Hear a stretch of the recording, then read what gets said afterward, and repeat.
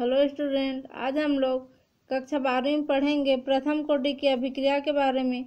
तो सबसे पहले प्रथम कोटि की अभिक्रिया को देखने के लिए एक उदाहरण लेते हैं कि आर जो रिएक्टेंट है वो प्रोडक्ट का फॉर्मेशन कर रहा है। तो उसके लिए तात्कालिक दर लिखेंगे अगर, तो तात्कालिक दर बराबर उसको स्मॉल डी से लिखते हैं। तो ये रिएक्टेंट के लिए है, इसलिए यहाँ पे माइनस चिन्ह आ रहा है और ये हो जाएगा minus d r upon d t equal to k r, और आर का मोलर सांद्रण के रूप में, क्योंकि यहाँ पे आर रिएक्टेंट है तो इसी को लिखेंगे। तो अब इसमें यहाँ पे पक्षांतर करेंगे तो ये आर नीचे आ जाएगा और ये के के साथ ये डी टी यहाँ पे इंटू हो जाएगा। उसके बाद यहाँ समाकलन किया जाता है, तो समाकलन करते हैं इस वाले समीकरण को। तो के स्थिरांक है इसलिए उसका समाकलन नहीं होता है, तो उसको बाहर निकाल देते हैं और डी टी का समाकलन होगा इधर राइट हैंड साइड में, और लेफ्ट हैंड साइड में इस पूरे समीकरण का समाकलन होगा। तो यहाँ पे जो समाकलन के बारे में 11th में आप लोग पढ़े होंगे, वहाँ से इसका फार्मूला डायरेक्ट फार्मूला लिया गया है। तो यहाँ पे हो जाएगा समाकलन डी आर अपान आर का होता है माइनस चिन्ह पहले से था, यह हो जाएगा l n r equal to k का k t plus I, d t का होता है टी और के के साथ ये टी इंटू हो जाएगा तो के टी प्लस आई। इस समीकरण में अगर हम लोग ये मान लेते हैं कि जब रिएक्शन स्टार्ट ही नहीं हुआ था, अर्थात सबसे शुरू में जो टी को हम लोग मानेंगे टी बराबर 0, माने 0 टाइम पे जब रिएक्शन स्टार्ट नहीं हुआ था उस समय, माने कि प्रारंभिक की स्थिति में, तो आर बराबर हो जाएगा R0। तो इन दोनों मान को इस समीकरण में रखेंगे तो ये हो जाएगा, यहाँ पे टी की जगह 0 आएगा तो के टी वाला पद पूरा 0 हो जाएगा, और यहाँ पे आर इस आर के जगह में R0 आ जाएगा। तो वहाँ से हमको ये वाला समीकरण मिल जाएगा माइनस एल एन और आर के जगह में R0 इक्वल टू आई, और ये जो आई है वो समाकलन स्थिरांक रहता है। उसके बाद इसमें आई की वैल्यू यहाँ से मिली हमको, तो इसी आई के मान को इस वाले समीकरण में रखते हैं। तो ये वाला समीकरण फिर हो जाएगा माइनस एल एन आर बराबर के टी, और यहाँ पे प्लस आई के जगह में ये पूरा minus L N R0 put हो गया है। अब यह समीकरण मिला तो इस समीकरण को फिर से पक्षांतर करेंगे, तो ये जो माइनस एल एन R0 है इधर आके हो गया है प्लस एल एन R0, और ये सेम का सेम है इक्वल टू के टी हो गया। अब यहाँ पे जो अगर लॉग के रूप में या फिर एल एन के रूप में कोई चीज़ माइनस में रहता है तो उसको डिवाइड करते हैं, और एल एन के साथ अगर कोई चीज़ प्लस में रहता है तो उसको इंटू करते हैं। तो यहाँ पे माइनस के रूप में है तो यहाँ डिवाइड होगा, तो ये हो जाएगा एल एन, और जो पहले रहता है उसको ऊपर लिखते हैं और माइनस के बाद जो आता है उसको नीचे लिखेंगे। तो ये हो जाएगा एल एन R0 माइनस के बाद आर है तो नीचे आर बराबर के टी। अब यहाँ पे फिर से पक्षांतर हुआ है तो यहाँ के इक्वल टू निकालेंगे, तो यहाँ टी को पक्षांतर किया गया है तो टी हो जाएगा 1/t के रूप में। तो ये हो जाएगा 1/t L N R0 upon R. यहाँ से एक और संभावना बनती है, अगर हम लोग टी को पक्षांतर नहीं करेंगे, इधर के एल एन को पक्षांतर कर देंगे तो भी एक समीकरण निकलेगा, उसको आगे देखेंगे। तो यहाँ पे के बराबर हो जाता है 1/t, टी पक्षांतर हो गया और ये बाकी सेम का सेम रहेगा L N R0 upon R. तो यहाँ पे जो एल एन बराबर होता है एल एन 2.303 log 10 रहता है, तो इस वाले मान को एल एन के जगह में पुट करेंगे। तो ये समीकरण हो जाएगा के बराबर एल एन के जगह में 2.303 log R0 अपान आर और नीचे में टी। तो के बराबर यहाँ पे एल एन के जगह में पुट हो गया 2.303 log और R0 अपान आर और ये टी। तो ये वाला जो समीकरण है वो फर्स्ट ऑर्डर रिएक्शन के लिए जो रेट कांस्टेंट या दर स्थिरांक का समीकरण है, जिसको याद रखना है आगे के लिए। इसी में आगे देखते हैं कि यहाँ से जो पक्षांतर हुआ था उसमें अगर हम लोग ln को पक्षांतर करेंगे तो क्या समीकरण मिलेगा। तो उस समीकरण में जो ln r0/r = kT था, इसी को आगे बढ़ाएंगे तो यहाँ पे क्या किया गया है, r0 और r की स्थिति को बदला गया है। माने r नीचे था उसको ऊपर ले गए हैं और r0 ऊपर था उसको नीचे ले आए हैं इस वाले समीकरण में। तो ये r का स्थिति बदला है तो यहाँ पे kT था वो क्या -kT हो गया है। अब जो -kT है उसको अब यहाँ से फिर पक्षांतर करेंगे तो ln इधर आ जाएगा तो क्या हो जाएगा, ये r/r0 = ln -kT हो जाएगा। r/r0 = ln -kT। तो ln -kT का जो मान होता है वो होता है e⁻−kT। तो इधर का सेम है r/r0 और ln -kT था वो हो गया e⁻−kT। तो ये हो गया। तो अब इसमें से r0 को इधर जब इंटू कर देंगे, नीचे से ऊपर ले जाएंगे तो ये हो जाएगा r = r0 e⁻−kT। तो ये दूसरा समीकरण है जो फर्स्ट ऑर्डर रिएक्शन के लिए है। तो दोनों इक्वेशन सही है। पहले t को पक्षांतर किए और दूसरे इक्वेशन में ln को पक्षांतर किए। उसके बाद अगर हम लोग r0 बराबर a रख देंगे, माने इस r0 बराबर a रखेंगे और r बराबर a-x रख देंगे, क्योंकि ये प्रारंभिक सांद्रता है r का और ये t टाइम के बाद उसकी सांद्रता है। तो t टाइम में अगर x प्रोडक्ट बन जाता है तो a-x बचेगा r की सांद्रता। तो इस वाले मान को जब पहले वाले समीकरण में जहाँ पे r0/r था, log r0/r था, वहाँ पे रखेंगे तो ये क्या हो जाएगा, k बराबर 2.303/t log a/a-x। तो ये भी है प्रथम कोटि अभिक्रिया का समीकरण। उसके बाद जो प्रथम कोटि की अभिक्रिया है उसके लिए अगर हम लोग ग्राफ खींचते हैं तो ये भी समीकरण सही है और यह भी समीकरण सही है। तो अगर हम लोग ग्राफ खींचेंगे किसके किसके बीच, समय t और log r के बीच में, तो इस वाले समीकरण से खींचे हैं t के बीच में और log के बीच में। तो यहाँ पे जो ग्राफ खिंचाया है उस ग्राफ में दो मान प्राप्त होता है। एक रहता है ढाल, जिसको m बोलते हैं इंग्लिश में, नहीं ढाल को बोलेंगे स्लोप या c, और दूसरा रहता है अंतःखंड जिसको बोलते हैं इंटरसेप्ट या फिर m। तो यहाँ अगर log r और t के बीच में ग्राफ खींचते हैं तो जो स्लोप का मान रहता है या फिर ढाल है, ऊपर से नीचे आ रहा है ढलान है, ढाल का मान क्या होता है -k/2.303। और जो इंटरसेप्ट का मान रहता है या फिर अंतःखंड, अंतःखंड माने जो ढाल बना है ये 0, यहाँ पे 0 पोजीशन है, यहाँ से लेके यहाँ तक के बीच जो भी अंदर का भाग है वो कहलाएगा अंतःखंड। अंतःखंड का मान हो जाएगा log r0।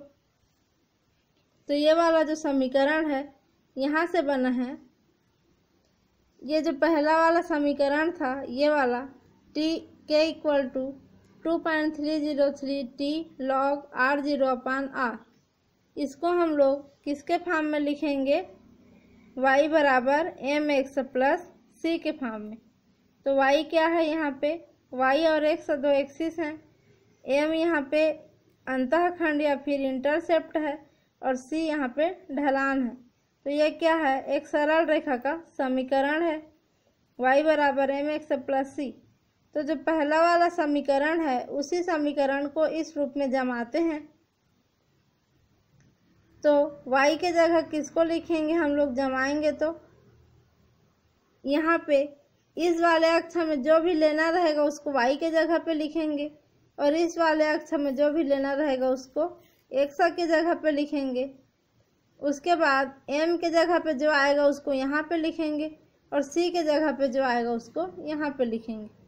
तो y बराबर mx प्लस c में जमाए हैं पक्षांतर कर करके। तो यहाँ पे देखते हैं ये y के जगह पे क्या आ रहा है, log r equal to minus k upon 2.303 t plus log r0। तो यहाँ पे y के जगह में क्या आया, log r, y इधर है ये भी है, तो y बराबर log r आया, इसलिए y वाले इस एक्सिस में log r को लिखे। उसके बाद यहाँ पे m के जगह में क्या आ रहा है, minus k upon 2.303 t।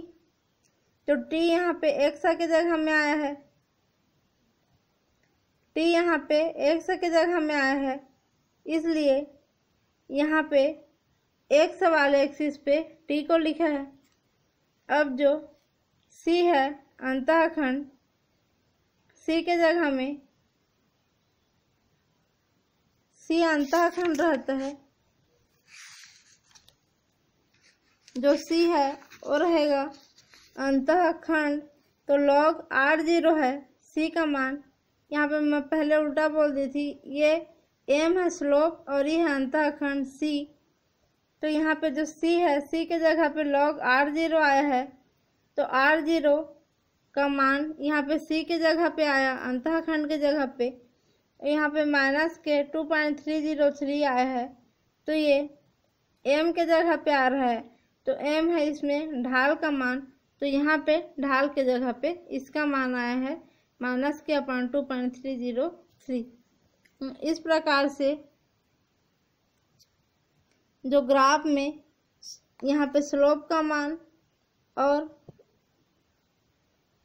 Slope को m से प्रदर्शित करेंगे, तो m के जगह में जो आएगा ये आएगा, और c माने इंटरसेप्ट होता है तो उसका मान यहाँ पे आएगा। तो सरल रेखा के समीकरण से फर्स्ट ऑर्डर रिएक्शन का ग्राफ इस प्रकार से बनेगा। उसके बाद देखते हैं कि जो प्रथम कोटि की अभिक्रिया होता है उसका अर्धायुकाल क्या रहता है। तो अर्धायुकाल कहने का मतलब है कि वह समय जिसमें कोई भी अभिक्रिया लगभग 50% पूर्ण हो जाती है। 50% पूर्ण हो जाएगी माने कि उसका शुरू में जो भी सांद्रता रहेगा उसका मान आधा हो जाएगा, वह समय अर्धायुकाल कहलाएगा। माने जिस टाइम पे किसी भी अभिक्रिया की प्रारंभिक सांद्रता आधी हो जाती है वह कहलाता है अर्धायुकाल। तो उसको t½ से प्रदर्शित करते हैं। तो फर्स्ट ऑर्डर प्रथम कोटि अभिक्रिया का अर्धायुकाल देखेंगे तो सबसे पहले प्रथम कोटि की अभिक्रिया को लिख लेते हैं। के बराबर ये होता है 2.303 t log r0/r। तो ये हो गया प्रथम कोटि की अभिक्रिया। तो इसमें t बराबर क्या हो जाएगा, इसको पक्षांतर करेंगे तो ये t इधर चला जाएगा और ये k यहाँ आ गया है। तो t और k के जगह में इंटरचेंज हुआ है, बाकी सब सेम है। उसके बाद अर्धायुकाल के लिए t को हम लोग क्या लिखेंगे, t½ लिखेंगे। तो आधा समय हो रहा है अभिक्रिया शुरू हुए, तो उसमें जो प्रारंभिक सांद्रता था अभिकारक का वो भी आधा हो जाएगा, माने 1/2 हो जाएगा। 1/2 माने आधा। तो जो r है उसको हम लोग r0/2 लिखेंगे, 1/2। तो यहाँ पे r के जगह में r0/2 को पुट करेंगे और t के जगह में t½ को पुट करेंगे। तो ये हो जाएगा इसी समीकरण से t½ यहाँ इसके जगह में t½ इक्वल टू 2.303 के, ये तो सेम है। फिर लॉग यहाँ पे r0 है तो r0, और यहाँ पे जो r था उसके जगह में इसको रखेंगे तो r0/2। तो ये r0 दोनों कटेगा और ये नीचे जो 2 है वो ऊपर चला जाएगा। तो ये समीकरण हो जाएगा 2.303/k log 2। तो यहाँ पे 2.303 इंटू log 2 के जो मान हैं, लॉग टेबल जब देखेंगे लॉग टेबल से log 2 का मान आता है 0.3010। तो इसको यहाँ पे पुट किए हैं और नीचे k है, तो इन दोनों को जब इंटू करेंगे तो ये हो जाएगा 0.693/k। तो ये हो जाएगा t½ = 0.693/k। तो ये हो गया प्रथम कोटि की अभिक्रिया या फर्स्ट ऑर्डर रिएक्शन के लिए अर्धायु काल का मान। उसके बाद हम लोग देखेंगे आगे इसी चैप्टर में रासायनिक बलगतिकी के अंदर, तो हमें जो पढ़ना है वो है दर स्थिरांक की ताप पर निर्भरता। माने जो दर स्थिरांक अभी तक हम लोग पढ़ते हुए आए हैं, क्या क्या दर स्थिरांक पढ़ लिए, के पढ़े हैं दर स्थिरांक के बारे में। तो दर स्थिरांक की परिभाषा पढ़ लिए, उसको कैसे निकालते हैं उसको देख लिए, फिर प्रथम कोटि की अभिक्रिया के लिए भी दर स्थिरांक देखे और द्वितीय कोटि की अभिक्रिया के लिए भी दर स्थिरांक देखे।